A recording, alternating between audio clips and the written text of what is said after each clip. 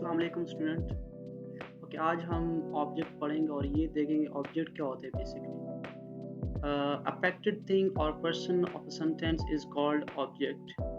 Object को उर्दू में हम मफ़ूल कहते हैं। जैसे कि यहाँ पे एक और उर्दू स्टेटमेंट जो यहाँ पे दिए गए है, जुमले का मुतासरा शख्स या चीज़ मफ़ूल कहलाता है, या जिस पर जुमले में काम हो रहा हो मफ़ूल कहलाता है।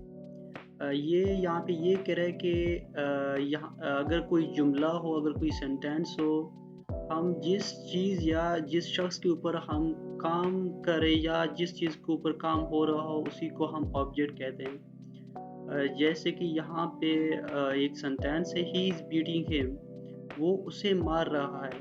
तो यहाँ पे ये जो हिम और हिम एज अ ऑब्जेक्ट काम कर रहा है।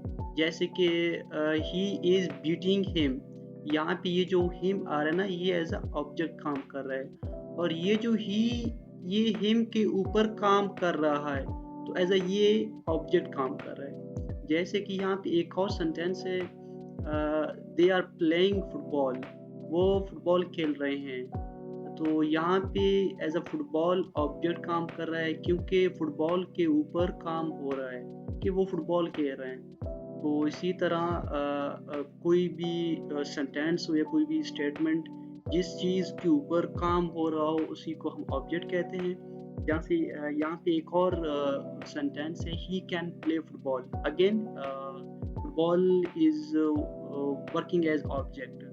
यहाँ पे ये जो फुटबॉल आ रहा है, अगेन यहाँ पे फुटबॉल एज अ ऑब्जेक्ट काम कर रहे हैं कि वो फुटबॉल खेल सकता है।